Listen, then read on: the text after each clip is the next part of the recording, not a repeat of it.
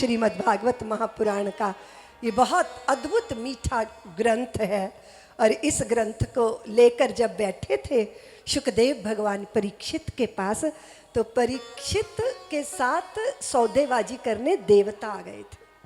इसको बोलते विनिमय, कि उन्होंने कहा कि आप कथा हमें दे दो और हम आपको स्वर्ग का अमृत दे देते हैं। वो अमृत जिसके लिए देवासुर संग्राम हुआ था, वो अमृत जिसके लिए समुद्र मंथन हुआ था, वो अमृत जिसको पी के दीर्घ जीवी अमर हो जाते हैं देव, वो अमृत लेकर आ गए थे वो। लेकिन परीक्षित ने कहा, गुरुदेव ये जो देवता अमृत लाए हैं और ये जो कथामृत है, इन दोनों में क्या फर्क है? तो शुकदेव भगवान ने कहा, परीक्षित स्वर्ग का अमृत दीर्घ जीवी बना देता है और कथामृत दिव्य जीवी बना देता है। बताओ तुम्हें क्या चाहिए? परीक्षित ने कहा, गुरुदेव लंबा लेकिन व्यर्थ जीवन जीकर क्या करूंगा, छोटा पर दिव्य जीवन जीकर मैं धन्य होना चाहता हूं, इसलिए मुझे कथामृत चाहिए। देखो हम लोग कहते हैं अधिकारी बनो, अधिकारी बनो। कोई कुल से अधिकारी नहीं बनता, कोई विद्वता से अधिकारी नहीं बनता, कोई धन से अधिकारी नहीं बनता। आपने चुन लिया ना कथा, आपने कथा श्रवण करना चुन लिया ना। चुनाव जिंदगी हमेशा तुम्हें दोराहे पे खड़ा रखेगी, जिंदगी हमेशा तुम्हें दोराहे पे खड़ा रखेगी। या तो ये चुन लो या ये चुन लो। तुमने अंदर देखा होगा, अपने भीतर द्वंद चलता है, ये चुनूं या ये चुनूं, छोड़ दूं या पकड़ लूं। हाँ,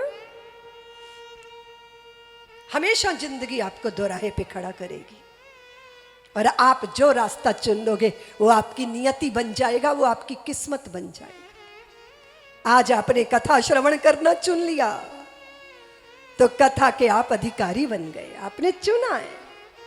शक्ति के बहुत सारे लोग हैं जिनको खबर मिलेगी, वो धीरे धीरे आएंगे।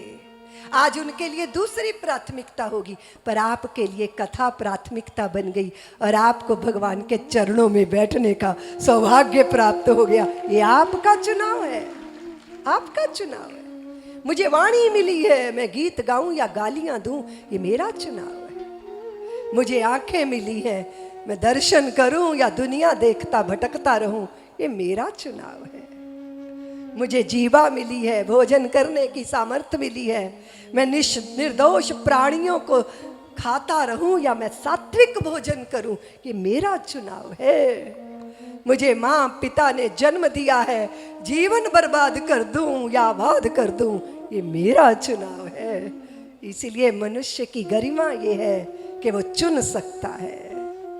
परीक्षित ने स्वर्ग का अमृत नहीं चुना, और स्वर्ग साधुओं के सामने, विज्ञों के सामने कोई हैसियत नहीं रखता। देवियों, तुम्हारा बटुआ भरा तो तुम 5 स्टार होटल में जाओ और वहां की सुख सुविधा भोगो और बटुआ हल्का होता जाएगा, और जब बटुआ खाली हो जाएगा तो होटल से बाहर कर दिए जाओगे। No total no hotel.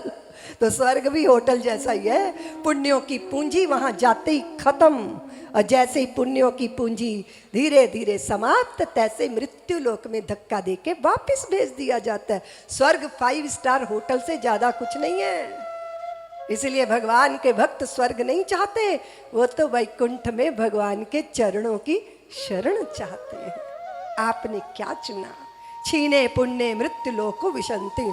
और फिर देखो देखो, फिर क्वा सुधा क्वा कथा लोके, क्वा काचाह क्वा मणिर्महा, ब्रह्मरातो विचारैवं तदा देवांजहास। और आपने चुन लिया, जैसे भगवान को चुना अर्जुन ने चुना ना। जब महाभारत के युद्ध का प्रसंग था, द्वारका गए थे अर्जुन, लेकिन उनके पहले चले गए थे दुर्योधन, और भगवान अपनी शैया पर लेटे थे और रुक्मणी जी उनके चरणों को सेवा कर रही थी। अच्छा, जो दुर्विनीत होता है ना, अभिनयी, अभिमानी, अहंकारी, दंभी, क्रूर व्यक्ति होता है ना, उसकी बॉडी लैंग्वेज से पता चल जाता है बंदा ठीक नहीं है ना। बॉडी लैंग्वेज बात ही नहीं, इन आंखों में प्रेम है, इन आंखों में वत्सलता है, इन आंखों में स्वागत है, या इन आंखों में उपेक्षा है, या इन आंखों में व्यंग है, या इन आंखों में कामना है। आंखें मन का दर्पण है ना, पता चल जाता है ना।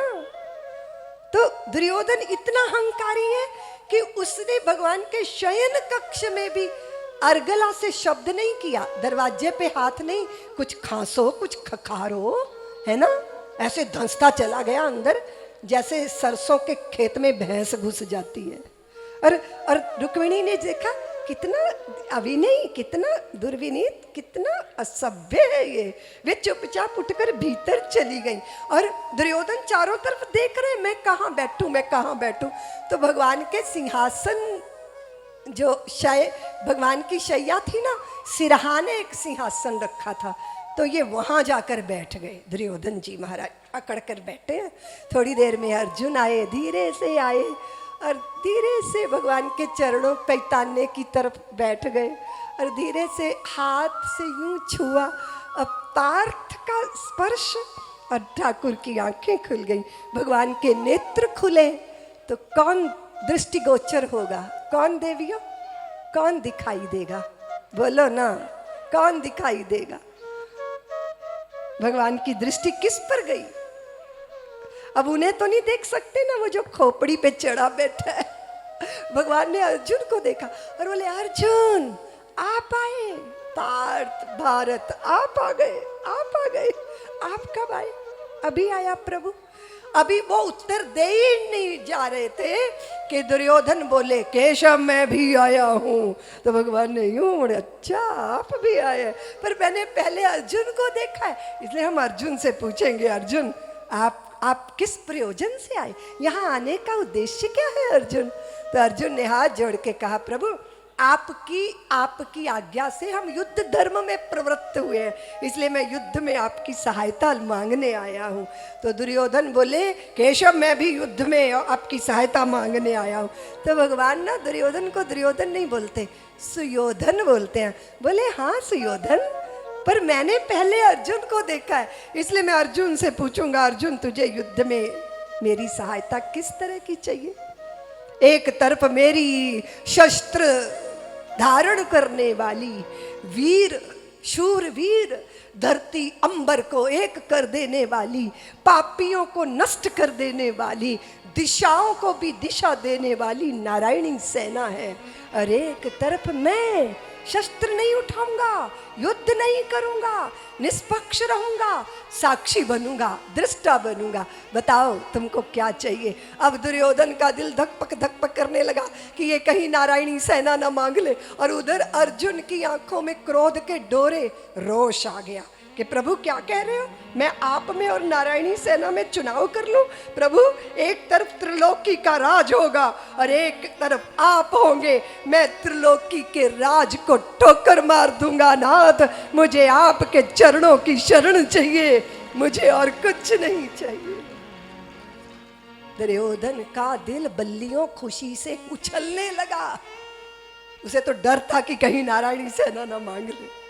नारायणी सेना को हाँक के ले गया भेड़ बकरियों की तरह दुर्योधन, पर अर्जुन को कौन मिले? नारायण मिले।